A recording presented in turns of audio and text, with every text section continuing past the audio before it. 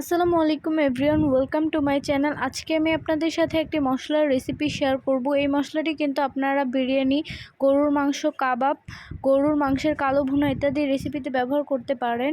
মশলাটি তৈরি করতে যে যে উপকরণ লাগবে সেগুলো হলো 2 টেবিল চামচ জিরা, 2 টেবিল চামচ ধনিয়া, 1 টেবিল চামচ জয়ত্রী, একটা জয়ফলের উপরে খোসাটা ছাড়িয়ে নিয়েছি, 1 টেবিল চামচ এলাচ, 2 চামচ কালো গোলমরিচ, 1 টেবিল চামচ রাঁধুনি, 1 টেবিল চামচ মৌরি, 1 চামচ কাবাব চিনি। কাবাব চিনিটা কাবাবের মধ্যে ব্যবহার করা হয়। 4 থেকে 5টির মতো শুকনা মরিচ, 3টা তেজপাতা। তেজপাতাটাকে আমি একটু চিড়ে দিয়েছি। 1 চামচ লবঙ্গ, 3টে স্টার মশলা, 1 টেবিল চামচ শাহি জিরা, একটি বড় সাইজের দারচিনি।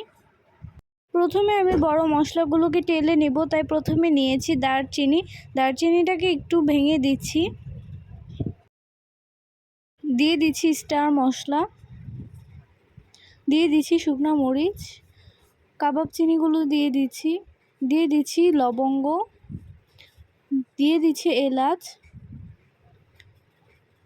দিয়ে দিচ্ছি কালো গোলমরিচ, দিয়ে দিচ্ছি তেজপাতাটাকে আমি একটু চিড়ে দিয়েছি।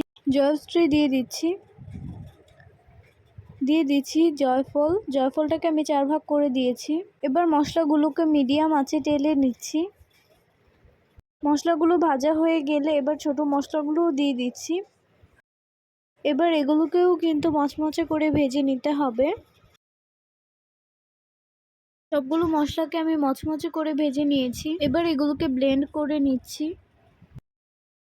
ব্লেন্ড করা হয়ে গেলেই মশলাটি তৈরি হয়ে যাবে।